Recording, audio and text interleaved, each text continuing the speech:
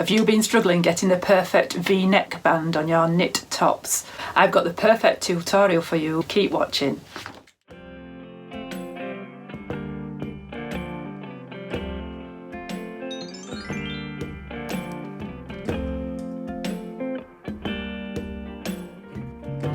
Hi everyone, welcome to my channel Frugalisama. My name's Sam and this is day 45 of 100 days of sewing. Today I've got a tutorial for you of how to sew a V-neck band like this on a knit top. If you're new here, welcome. I'm making videos as part of 100 days of sewing series, which include tips and tricks for new sewers and old, and some frugal tips thrown in there on a Friday when I'm doing Frugal Fridays. So for today's video, I'm using the Vera top as an example. This is a Vera dress that I'm wearing here, and this is a top that's been mashed up with another top, but I'm using the actual V neckline from the Vera to show you how to insert it. So if it's your first time inserting a V neckline, hopefully these hints and tips will help you. The Vera top is a free pattern from Forget Me Not Patterns, and I've got a couple of videos out featuring this top. I've got a review video, and I've also got a video showing you how you can hack it with a different neckline and a few other things. So I'll leave links to those at the end. But you can use this tutorial for any kind of V neckline in a knit top. So it can be a top or a dress. So I thought it would be useful to put all the tips and tricks of inserting the V neckline into one video tutorial for you, in case it's your first time or whether you've been struggling in the past. Vera calls for a light to medium weight knit fabrics such as viscose or a cotton jersey or a double knit with at least 10% stretch. So just a few things to note if you've never sewn with knits before or if it's the first time inserting a V neckline. And the first one is that not all knits behave in the same way. So I've used a viscose jersey for this particular one. This is a poly double knit, but essentially the amount of stretch in a knit will affect how it will sew. The other thing is that you will need ballpoint needles to sew with knits, and that just stops the fabric from lathering. So ballpoint needles are slightly different to stretch needles, or a universal needle should work, but test your fabric first. So the Vera pattern is classed as an intermediate sew, and I think that's probably because of the V neckline. Otherwise it is quite a straightforward sew. I don't want to put anybody off, but if it's your first time sewing with knits, I would advise maybe having a look at my Mandy Boat Tee tutorial and having a go at that first before you start sewing something with a V neckline. But go for it if it's your first time, it's up to you. Hopefully all these hints and tricks will help you along. So a couple of other things that you're going to need are marking tools. I've got a friction pen here, and this is just a charcoal pen, some sort of ruler, and lots of pins. Another thing to note in the Vera top is that they are working with 1/4 inch seam allowance. That will be what I'm referring to, but obviously if you're using another pattern, then just remember to change your seam allowances. Generally they're either 3/8 inch or 5/8 inch. The Vera top has been designed with 1/4 inch so that it can be sewn straight onto an overlocker. If you enjoy this sort of video, please consider giving me a thumbs up, and if you subscribe and click the notification bell, it will let you know when I've got new videos.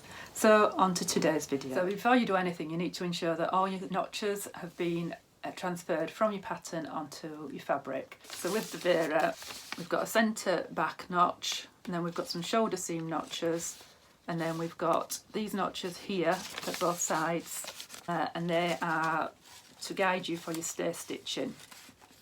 And then you've got this unusual sort of V here. So if you're using a pattern that doesn't have all these notches on, you can just quarter your fabric, and by that I mean you fold your fabric in half, mark where the centre seam is and the back seam, fold it in half again and mark where the other quarter seams are. Don't rely on your shoulder seams because they won't be at the halfway mark. And you will need to do that to your neckband after you've sewn the short ends together. Grab your top pieces and you just need to fold your front top in half and give it a good press so that you can see that line. And then take your marking tool, draw a line a couple of inches down from that V on both the front and the back of the garment. This will give you a visual reference when your fabric is under the machine, because it's a little bit tricky to see. So make it longer than you think, a couple of inches, and make sure you test on a scrap piece of fabric first. A friend of mine's recently used a Sewline chalk pen and it didn't come off in the wash. Just make sure that you check first. You also want to mark a stitching line around the V. So at 1/4 inch, just with your pen or your chalk, mark a stitching line where you're going to sew. So next of all, you're going to fold your neckband in half along the length, and that's wrong sides together, and give it a good press. I do this first just to save me burning my fingers later. So open it back out and sew along these V's here at 1/4 inch. So with your right sides together, you're going to sew this V and pivot right there where I've drawn that line, and that's at 1/4 inch. You're going to be pivoting here with your needle. Now, if you find that your fabric's a little bit slippy, doesn't want to play, start at the V and sew out that way, rather than trying to start at this end and go in and pivot round there. Sometimes your feed dogs might want to try and swallow that bit if you're starting at the end. Also, if you're finding that your fabric's a little bit slippy, if your sewing machine will adjust the pressure on the foot, try and do that so that it's not pressing on too much onto your fabric. So while you're at your machine, you need the front and the back of the top sewn together at the shoulder seams. The Vera top recommends that you put some interfacing in to stabilise that seam, but that depends on your fabric. Not all of them need it, so just depends on the recovery of your fabric. And by that I mean when you pull it out, does it stretch back nice and easily? This has got lots of elastane in and will stretch back nice and easily. Some fabrics just don't want to do that, so consider stabilising your shoulders. Whilst you're still at your machine, then you want to sew a V into that neckline about 2 inches either side on the front bodice, and that is stay stitching. And stay stitching just stabilises and stops the fabric from stretching out. So that's at your normal stitch length. I use 2.6. And your stay stitching wants to go just within the seam allowance so that it doesn't show through on the right side, but as close as you dare get to that seam allowance. So next of all, you're going to take a deep breath and you're going to cut into your fabric. So deep breath, sharp pair of scissors, and you're going to cut into the V of your neckline, and you're going to cut into the V of these two sides that you've just sewn together into there. And you just cut in as far as the stay stitching goes. Take a big deep breath, it'll be fine. You just make sure that you don't cut through your stay stitching. So now you take your neckband and you press open those tiny little seams that you've just sewn on your neckband, and they should sit nice and flat now that you've put that little cut into the V. That should sit nice and flat, and then refold where you folded it before back into a nice loop.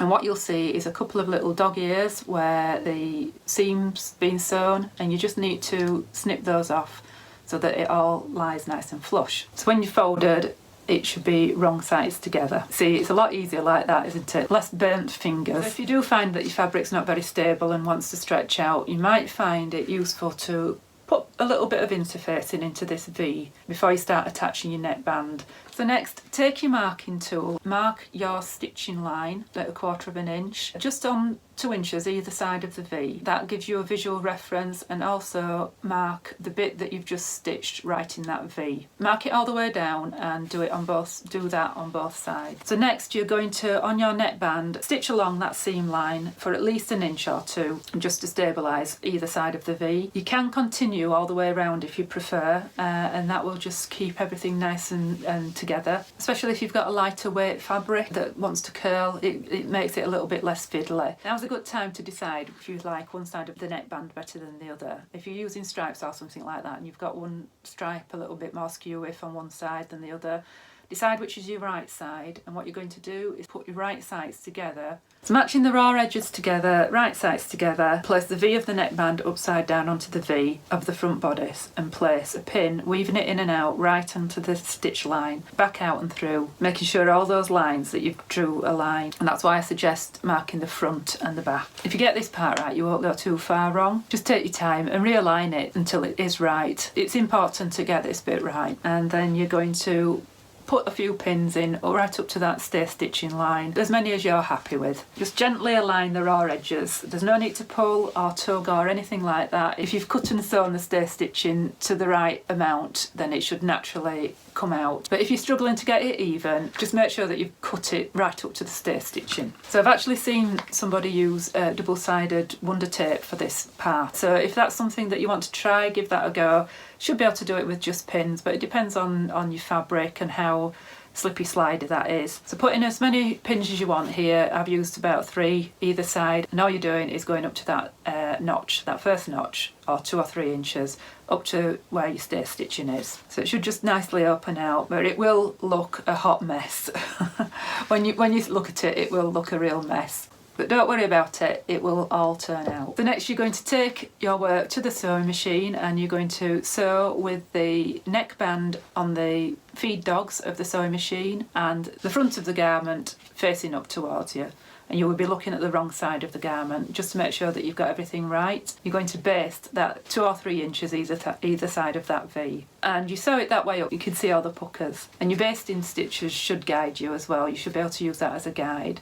So you're going to sew right into where that pin, that middle pin is, and you're going to pivot round, and then you're going to sew again and again. That's at 1/4 inch. If you baste it in rather than sew it in, that gives you a chance to have a look at it, and if it's not right you can unpick it much more easily than you can if you actually sew it in first time. So just take it slowly, keep lifting your presser foot if you see any puckers, and once you approach that pin, stop and hand crank it. Don't risk sewing over that pin because you will likely break a needle. So you can of course go straight to the sewing machine and sew it if you're feeling brave. For your first time I would just baste that in so you just see what the technique is like and how it goes. But again, you can do the same if you're struggling with that V, slipping about, if you've got a slippy fabric, just start from the centre and sew out both sides rather than trying to struggle with slippy fabric. So check that you're happy with it and that the V is lying central and that you've got no puckers, and that's the tricky bit over if you're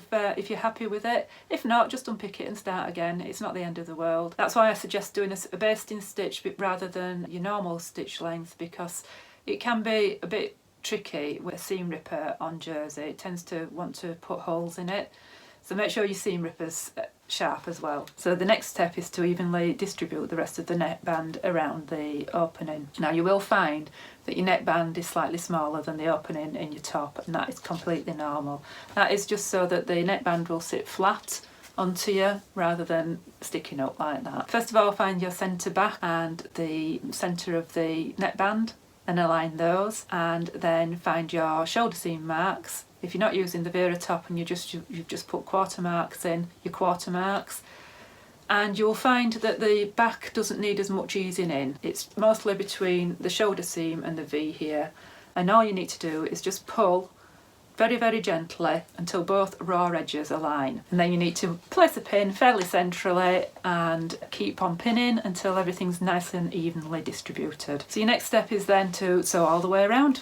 And you would be doing that with the top on the feed dogs and the neckband facing you. And that is a normal way to sew something that has got a bit of ease in it, so that the feed dogs help with the ease. So next of all, just give it a good press. Make sure that you're happy with everything before you do any top stitching. And you want to press it towards the body. Just when you press, just make sure that you leave the guideline, the marking in there, because you will need that for top stitching as a visual aid. And then you can finish your seams however you want. A jersey or a knit fabric won't fray, so there is actually no need to finish it, so it is personal preference is this. But if you're using a serger or an overlocker, start with the one side of the V, go all the way around and finish at the other side of the V. Don't try and go around the corner of the V, but you can just use a zigzag or you can leave it. That is entirely up to you. And the final part of this is to top stitch. And that just again helps to keep everything lying flat And again, that's personal preference. A V-neck will go over your head without stretching out, so you actually don't need any kind of a stitch with a stretch in it. The twin needle's inherently got a stretch in it, as has a zigzag, so you can use either of those if you like. I've just used a straight stitch, and I've lengthened my stitch to 3mm. So if you've left that mark in the centre, or you can still see it with the fold, just use that as a guideline to when you're pivoting back up. It just makes it a lot easier and just gives you a nice finish. If your machine will allow you to move the needle to the left, use that, and you can then just use the middle of your foot as a guideline, and it just gives you a nice even way of top stitching and getting that amount just even all the way around. And then you just finish the garment as instructed. So I hope this was clear, and I hope that it helped somebody get their V-neck bands right. There are different ways of inserting V-neck bands. There is a lapped method as well, and essentially with the lapped method it's exactly the same. You use all the same techniques, it's just the actual way that you form that V-neck that's slightly different. If you like this sort of video, I make videos during the week which are as part of the 100 Days of Sewing series, where I talk about making sewing accessible to people, whether you're new to sewing or whether you wanted to save money. On a Friday I'm doing Frugal Friday, and that's looking at new free patterns, discounts and competitions that are available in the sewing world. Not John Lewis's, just sewing. And on a Sunday I do sort of normal sewing videos that might be reviews and plans and that sort of thing. Please consider liking, subscribing, leave me a comment below if I've helped you, or if you've got any more comments to make. I like engaging with people in my videos, so leave me a comment below, and I will speak to you later. Thanks for watching. Bye.